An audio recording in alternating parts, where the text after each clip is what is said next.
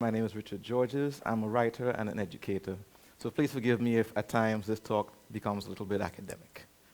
So I think I will begin by first talking about what I mean by culture.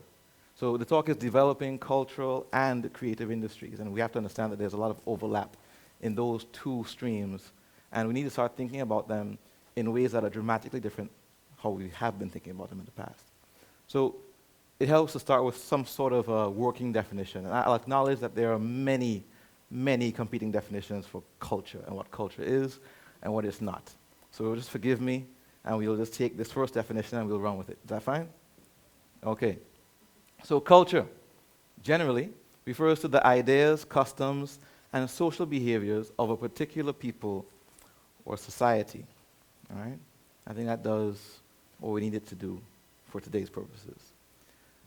But what's more important than what culture is, for us, I think, in the BVI in particular, at the moment we're in our history, is what culture is not. And there's a Pakistani cultural critic by the name of I.A. Rahman, and he says, culture is what people practice, not what they believe. All right? So we need to start differentiating, when we talk about culture, the roles of history, religion, etc., when we start talking about the culture of a place. Okay? So once we can start with that platform, then we can move on to the next step. You guys with me so far? All right, so we're accepting this for today's argument's sake. The next point. Now there's some elements of culture that need to be considered when we start thinking about culture in a different way. So first off, what sorts of behaviors do we, as a cultural group, expect in relationships? Okay? So what this means is that the sorts of behaviors that you tolerate, accept, and reject, right, are not something that is inherently known within you. It's something that you're taught by the culture that you grow up in. Okay? So certain types of behaviors in romantic relationships, collegial relationships, working relationships are acceptable, and certain others are rejected based on the culture that you are in. I think we can accept that as being true. Second, what are our attitudes to education, all right, and all sorts of education? I could think of an age-old conversation between common sense and book sense, and that speaks to the kinds of attitudes that we have towards education, sometimes the kinds of distrust that we have towards certain types of education.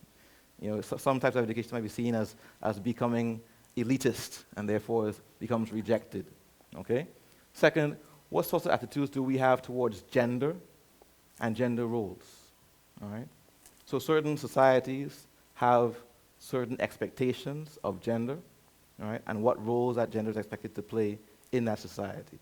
And when someone steps outside of the box, pardon the pun, all right, society reacts in various ways. People aren't really sure how to react and not really sure how they feel about, for example, a woman driving a forklift, right, and so on and so forth. Now, next, what sort of collective activities do we engage in?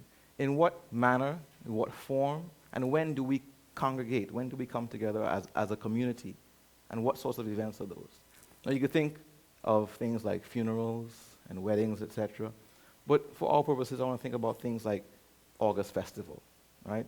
Events that draw out the entire community and all its subsections, and we engage with each other in different manners. And that speaks more to our culture than, you know, events that mark passages of life and maturation and adolescence and then ultimately death. Okay? And then where we intersect with creativity from culture, what are our attitudes towards the arts? How do we think about the arts? How do we engage them? And what utility do we see in them?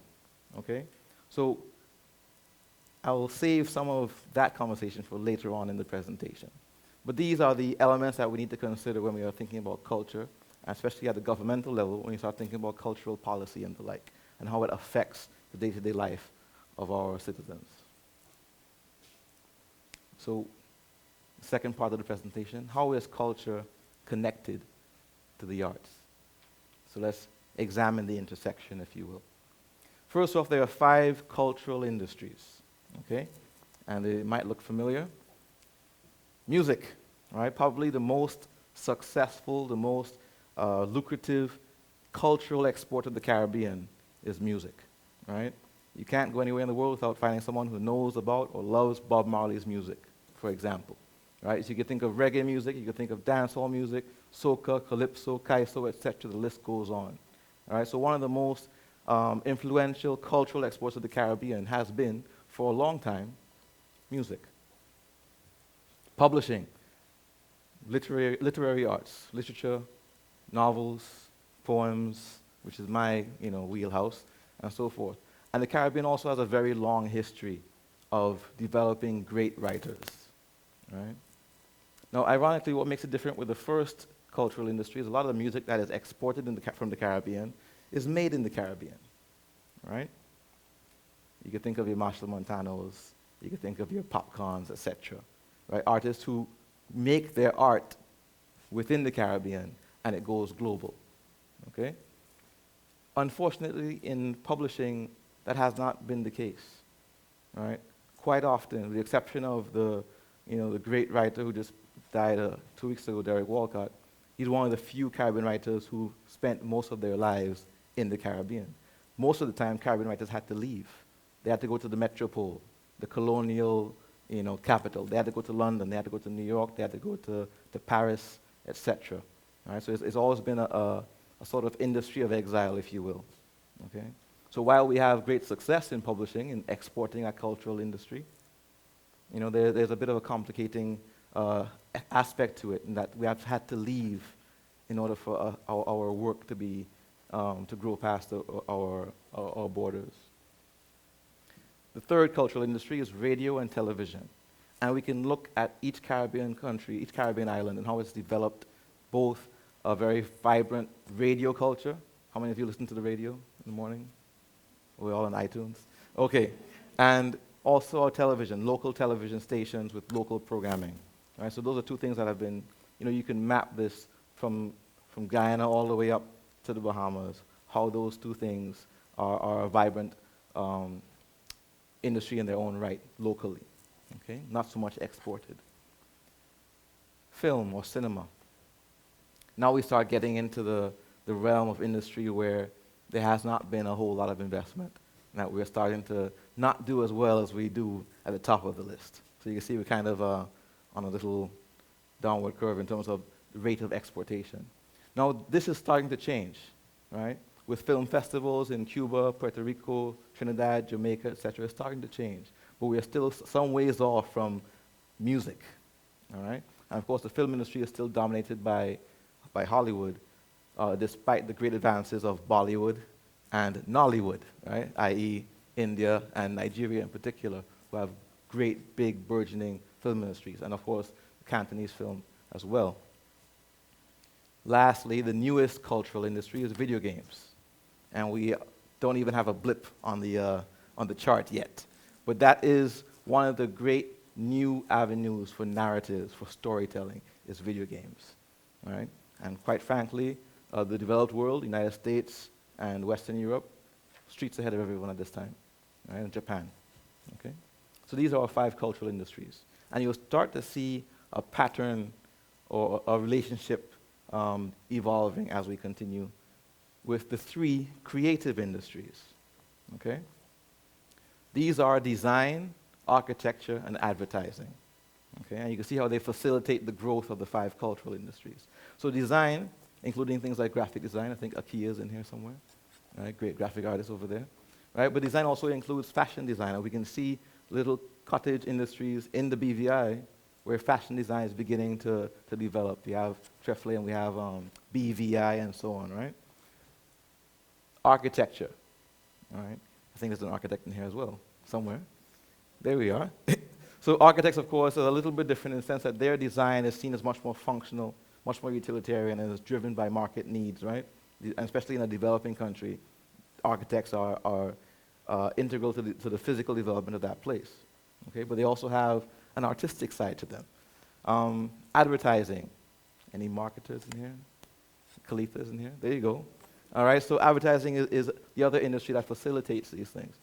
And of course, an advertiser needs someone who is sometimes can make a jingle, right? Someone who can write, right? They interact with radio and television, right? Sometimes they are involved in making films for the television commercials, etc. We don't see yet a whole lot of crossover between advertising and video games in the Caribbean, or in anything else for the matter. But you can imagine the possibilities for the future, right? And why, when I get to the last part of the conversation, why we might need to start investing in some of these cultural industries a bit more aggressively. Lastly, the two cultural cores. And these are the real entry point for the public sector and governments, all right? They are the visual arts and the performing arts, all right? So the responsibility here then is for governments to invest in education and in training, to train people in the visual arts, right, and performing arts, so that then you can then establish and develop these 8 industries. Because without this core, this educational core, there's no way that these 8 industries can thrive. So, why don't we invest more in cultural and creative industries? Many governments defund the arts and creative industries because they see them as an investment without a return, looking for a black and white balance, looking for numbers, right, as a way of evaluating the success of a creative or cultural industry. And you can look at the recently proposed budget in the United States, where they're planning on completely defunding the NEA, which is the National Endowment for the Arts, as well as the NEH, National Endowment for Humanities. And to think about this, even though we aren't in the United States, the NEA is where you get, the NEA and the NEH is where you get PBS, i.e. Sesame Street, which is a formative part of my childhood, is where you get NPR, right, which is how people discover lots of authors and lots of unknown music and lots of different cultures. And it's really cutting off a whole channel of culture, both that is being created within the community and also from abroad that you can be exposed to. So, why else do they generally not invest in cultural and creative industries? They don't see them as an opportunity for diversification of economy. They don't see cultural and creative industries as a major revenue stream coming in, which seems odd to me when everyone sits down and watches the Grammys and the Oscars. Then you don't see that as a revenue stream. They don't see creative industries as serious. You know, we dissuade, especially in the Caribbean and even more so in the BVI, we dissuade young people from pursuing the arts as careers. We dissuade them from studying literature. We dissuade them from studying film or art. We shepherd them into industries that we think are more conducive to the 2 main revenue streams that we see, you know, in our budgets, financial services and tourism, without seeing that those cultural and creative industries can actually facilitate both. Lastly, they don't see the economic value to the country, all right? What do we benefit by having, you know, theater, books? Well, you can imagine where I stand on that. So, moving away from the argument of why they don't, let's look at why we should, okay? So why should we invest in cultural and creative industries? I have a couple ideas. Let's start with some facts. The United Nations Conference on Trade and Development. In 2002, worldwide creative exports, meaning all the things I just mentioned, those 8 industries, for the entire globe, in 2002, that industry, creative exports, was worth $208 billion. Developing nations made $84 billion of that, which is just under 40%. Impressive numbers. 12 years later, in 2014, that industry had grown to $577 billion of revenue for those countries. That's a huge growth, from 208 billion to 577 billion. But let's look at the number from developing countries. 84 billion in 2002, 331 billion in 2014. So they went from 40%, right, which is a decent size of the market, to now developing countries are dominating creative industries in terms of revenues. So have a think about that. So how can we then make the not a revenue stream argument against investing in creative industries? But there are other benefits that, go past money, which actually are a bit more valuable to the developing country. And let's start looking at them. The first one is the intrinsic value, or the intrinsic benefit of participating or attending an arts event, whether it's a theater, reading a book, going to a concert, etc. There's the intrinsic value, the pleasure you receive from experiencing it, which is not necessarily monetary to the individual, all right? But the institution that presents that cultural product to you, whether it's a bookstore, right, or a theater, or a library, or whatever it is, sometimes they have clear economic benefit by selling tickets, by selling the book, etc. The next level of benefits is instrumental, and that is not directly related to the initial reason for that cultural product being created. In other words, this poem wasn't written to do this, but it might have other benefits that are incidental. I'll give you some examples. In February of this year, 2 major reports came out in the UK, which are very fascinating. And they both had to do with the arts and creative industries and how they intersected with various parts of the UK society. The first report comes from the Cultural Alliance, and it is called Imagination, is the name of their report. And look at the arts and how it affects children in the educational environment. And they found that children who had been exposed to a structured arts program developed their cognitive skills 17% better than everybody else.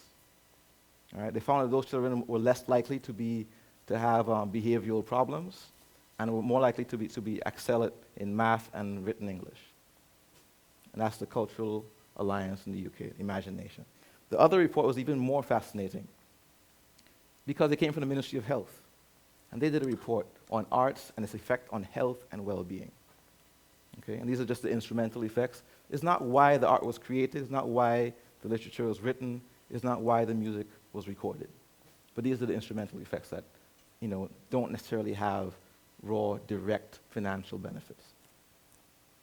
So what they found 2 things. That young people who had mental or emotional problems, right, could find avenues through the arts. And this particular study was a singing class, right? And they were able to measure how better they were able to engage with others and how easier they found interacting with others after just having a singing class for 3 months. The second part of the study was even more interesting, especially because it involved the NHS. And the study found that elderly people with easy and ready access to cultural and creative activities were less likely to go to the doctor, less likely to get sick. And that had a cost-effect impact on the extent the NHS had to pay out for those individuals. And I can think of us here with our NHI. And if you have cultural and creative industries, if you have opportunities for people to engage with culture and the arts, quite frankly, they're less likely to get sick. All right? They'll be in a better frame of mind. They will be happier. So these are just some of the instrumental effects that don't show up on balance sheets when you're measuring the impact of a cultural program. And then lastly, and this is probably one of the most provocative reasons for investing in cultural and creative industries, they have a functional effect, okay? And that is they let people feel part of something bigger.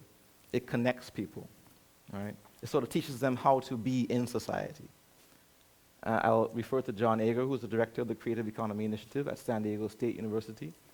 He says, culture is essential to understanding the roles and responsibilities of citizenship. So when we engage with cultural and creative industries, right, we start thinking about our place in society and how we interact with others. When we read a book, we start thinking about, other people and not just ourselves, okay? And these kinds of thoughts, these kinds of emotions are conducive to the generation of a healthy and well-sustainable society. So, do you have any big ideas, Richard? I do. And I have 3 big ideas, and sort of a gauntlet to be thrown to your feet and to mine as well. The first big idea is a territorial museum and art gallery for the BVI. So, this is my vision. Imagine a modest 2-story facility that had 1 floor as a museum and another floor as an art gallery. Okay? It doesn't seem like such a crazy idea, right? And the BVI, we have sort of a cottage industry approach to museums. Lots of little pockets of museums all over the territory, but no centralized place to create a coherent and cohesive perspective or narrative of our story. So you have to pick it up in pieces. All right? It's not conducive for a generation to believe or to feel, right, that there is a coherent narrative to this place or that they have a role to play in it. Okay? So a national museum, a territorial museum, right, where we can actually coalesce all these various strands of our history and keep them in one place. Okay? This also works as a tourism initiative, don't you think? When we travel abroad, don't you go to museums? Don't you go to art galleries? So then why should we think that tourists who come to the BVI would not want to see our museum and our art gallery? All right? The extra benefit for an art gallery, and a territorial art gallery, is that it moves our art, our BVI art, from tourism product to critical art form, which is a very necessary step to take place. Because since we don't have a critical art gallery, the only places art is displayed is in commercial art galleries. Right? The only art that we see is art that is for sale. While that is great, that's a benefit to the artist directly, art is meant to be viewed, right, in public spaces. So then we can start engaging with what that art means for us and, of course, for our community as a whole. So it's very necessary to have a public space that displays all of our great artists and all of our young artists. And of course, you can imagine the opportunities for visiting artists as well. I think this is an almost necessary next step in any cultural policy that we have, a national, a territorial museum, and art gallery. And I don't think it's too radical a suggestion to be making. The second one is to move in the opposite direction of the Trump government, is to establish a governmental arts endowment to facilitate the creation of art that speaks to the BVI experience and the BVI identity. So if it's hard to be a full-time artist, then we should try to do what we can to facilitate people who are that committed to being full-time artists, or at the very least, allow them to be able to complete or see a project to completion. Okay? Whether those are writers, artists, musicians, dancers, etc. Okay? And you can imagine a robust application process where grants are approved by a board, and so on and so forth. And my last suggestion, humble suggestion, a national theater. And the thing is, though, we're already halfway there. Right? We already have a 300-plus seater auditorium on the grounds of the HLSCC campus. Right? So it's already there. All that's missing is the willpower and the infrastructure to make it happen. Okay? And I think with these 3 big projects, big capital projects, I'm not sure how much they will cost, but I think we'd be well on our way to really developing the cultural and creative industries of BVI, and we could see a whole generation of artists and creatives rise up out of that. And that's my contribution for you this morning. I hope you enjoyed it. And I would love to talk to you more about this outside during the coffee break or some other time. Thank you very much.